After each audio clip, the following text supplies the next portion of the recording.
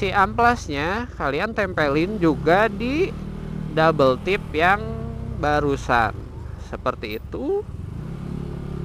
Terus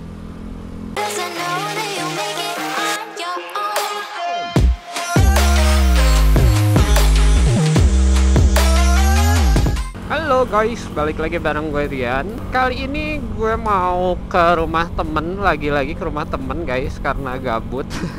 Selagi di jalan seperti biasa gue mau ngevlog. Dan untuk video kali ini gue mau berbagi tips lagi. Apa tipsnya? Yaitu tips gear clamp yang baik dan benar. Soalnya waktu itu pernah ada yang komen, "Bang, tolong bikin video tutor atau cara menyekir clamp yang baik dan benar itu seperti apa."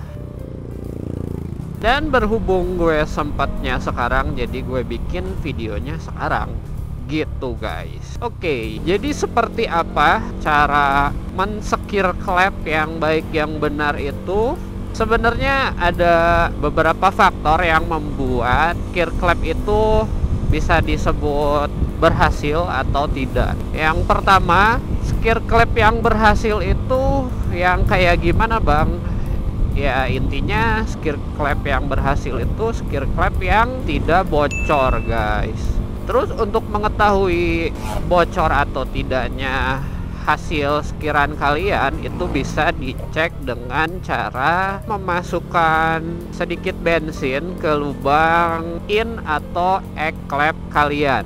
Misalkan kalian baru selesai gear clamp in, terus untuk ngetesnya kalian tinggal masukin aja beberapa tetes atau beberapa guyuran bensin ke lubang manifold gitu. Setelah itu si clampnya kalian tahan dulu sebelum bensinnya dimasukkan ya. Kalian tahan dulu pakai jempol biasanya. Saat sudah dimasukkan si bensinnya, kalian lihat di bagian bawah, di bagian payung klepnya, apakah ada rembesan bensin. Diusahakan kalian lihatnya teliti ya guys, biar bisa kecek apakah bocor atau tidaknya. Misalkan ada rembesan bensin, kalian usap, biasanya ada sedikit rembesan bensin di pinggir-pinggirnya. Itu menandakan bahwa hasil sekiran kalian kurang bagus atau masih harus disekir lagi gitu. Dan sebaliknya, kalau misalkan ketika kalian masukin bensin tidak ada rembes apapun, berarti hasil sekiran kalian itu berhasil guys, atau bisa dibilang itu tidak bocor ya. Terus yang selanjutnya ada pertanyaan, berapa lama gear clamp itu agar berhasil? Wah macet banget ya. Lanjut lagi, terus berapa lama proses penyekiran clamp itu agar maksimal? Sebenarnya gue udah coba ya yang lama, yang sebentar, itu enggak menentukan guys. Kenapa tidak menentukan? Karena itu balik lagi ke cara gear clamp kalian, terus ya maksudnya teknik gear clamp kalian apakah sudah benar dan efektif. Makanya gear clamp yang lama juga nggak ngejamin hasil gear clampnya bagus guys, seperti itu. Terus teknik gear clamp yang baik dan efektif itu seperti apa bang? Kalau untuk gerakan, kalian kayaknya pernah deh mainin yang baling-baling kayak gitu loh guys, yang diterbangin ke atas. Ya mirip-mirip kayak gitulah, kayak diterbangin, diputer gitu pakai kedua telapak tangan. Nah kayak gitu mirip, cuman si arahnya harus konsisten dan ya pokoknya konsisten lah guys. Harus sabar sih sebenarnya. Ketika kalian mau muterin, diangkat ke atas, terus saat mau putar lagi kalian agak ditarik ke bawah, seperti itu pokoknya. Itu apakah cara yang efektif bang? Bisa dibilang efektif. Kalau kalian udah terbiasa pasti bakalan cepet guys gear clampnya gitu. Terus selain teknik penyekiran yang baik dan efektif, lalu apalagi faktor penyebab berhasil atau tidaknya sebuah proses penyekiran clamp? Yaitu yang kedua adalah amrilnya guys. Lah kok bisa bang? Soalnya gue dulu pernah juga guys nyobain Amril yang murah yang warna kuning itu sekitar 7.000 kalau nggak salah. Itu gue cobain skir beberapa kali, tapi kalian tahu hasilnya apa? Malah bergaris parah guys.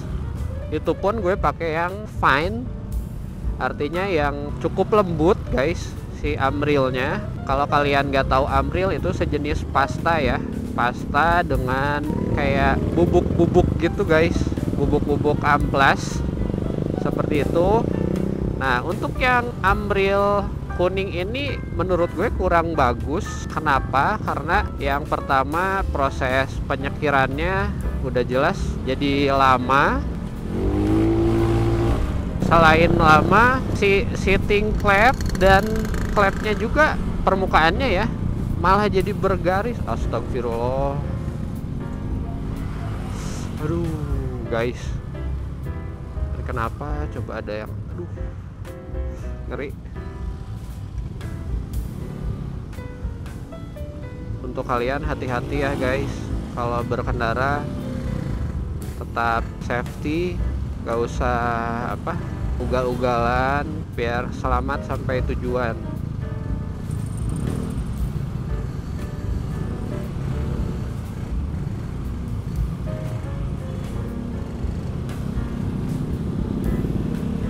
Oke, lanjut lagi. Barusan apa ya, soal Amril yang kurang oke menurut gue ya. Jadi dengan harga 7.000 menurut gue kurang oke ya, tidak sebanding dengan hasil dan waktu yang dibutuhkan guys. Jadi ketika pakai Amril itu gue nyekir clampnya agak lama guys, sumpah. Itu pun gak rata seperti yang diharapkan guys. Pokoknya gue kesel banget dah pakai Amril yang itu. Terus gue cari-cari lagi, ya gue ngerasa sih gue butuh Amril yang lebih halus dari Amril yang sebelumnya gitu. Sempat kepikiran pakai Amril yang diperuntukkan untuk seating clamp yang all bronze guys. Cuman itu sedikit banget guys, 13.000, nggak tahu, pokoknya lumayan lah. Cuman berapa ya, sedikit banget lah pokoknya, nggak sebanding lah. Takutnya nanti kedepannya gue butuh lagi dan harus beli lagi gitu, malah capek guys gitu. Nah setelah itu gue cari-cari lagi, nemulah Amril dengan harga sekitar 2 kali lipat, nggak tahu 3 kali lipat guys. Pokoknya bentukannya kaleng, warnanya biru putih, mereknya apa ya, aduh lupa lagi gue, nanti gue cantumin deh di sini. Nah, gue nemu Amril dengan merek itu yang diperuntukkan untuk mobil sih sebenarnya guys. Tapi kayaknya motor juga bisa deh, sama aja. Ya pokoknya bisa lah seperti itu. Setelah gue lihat, ternyata tekstur si butiran amplasnya itu cukup halus guys.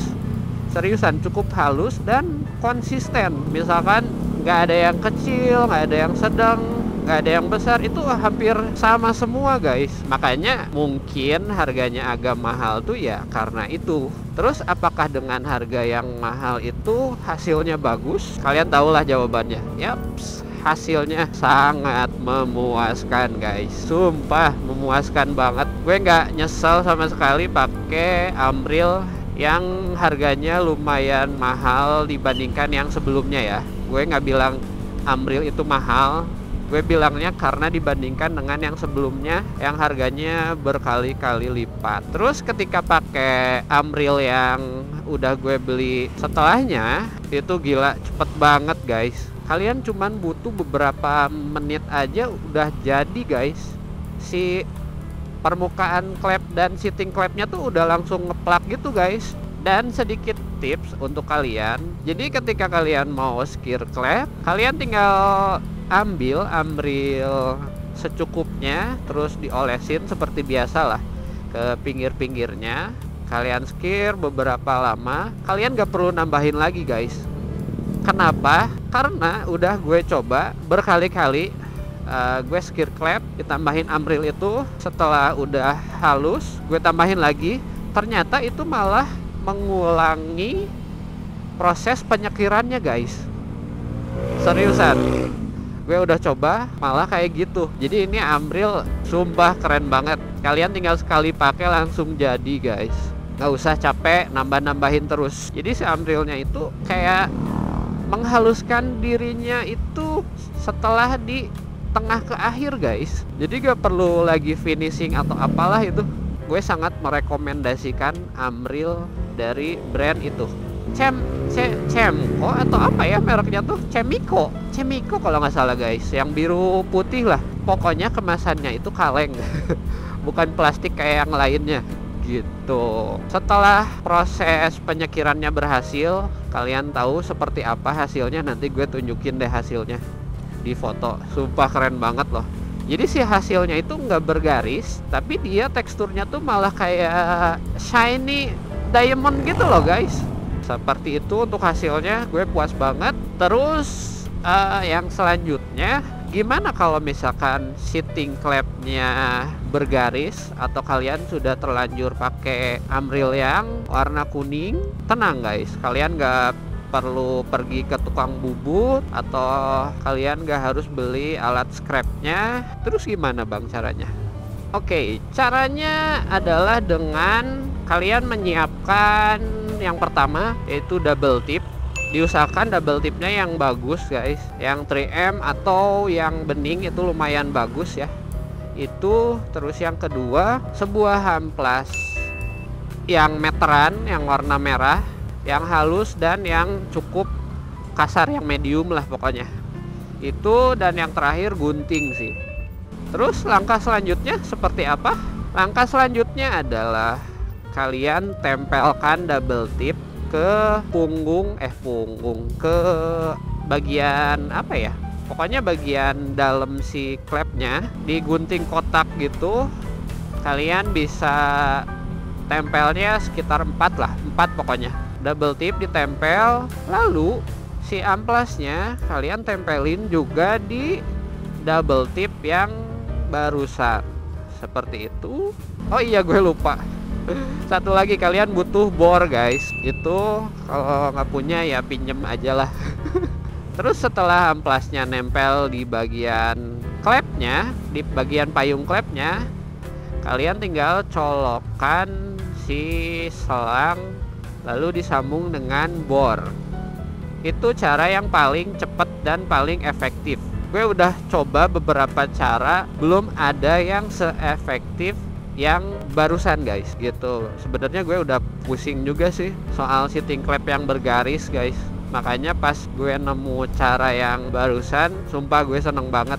Soalnya kenapa? Selain caranya simple, nggak capek, terus cepet guys meratakan si seating clamp-nya. Untuk ilustrasi jelasnya seperti biasa nanti gue cantumin ya. Pokoknya kalian mirip kayak lagi skir clamp lah, cuman ini pakai bor dan si clamp-nya ditempelin amplas. Konsepnya seperti itu. Terus untuk menghaluskan bagian clamp-nya gimana bang yang bergaris? Itu juga mirip pakai amplas, cuman posisi amplasnya itu dibalik. Jadi bagian amplasnya ini menghadap ke atas ya, maksudnya ke bagian atas si headnya. Setelah disisipkan si amplasnya, lalu kalian bisa masukkan si klepnya gitu. Pokoknya jadi kayak dihimpit gitu loh guys si amplasnya. Jadi pada saat penyekiran si klepnya kena ke amplas gitu, nggak kena ke seating klepnya.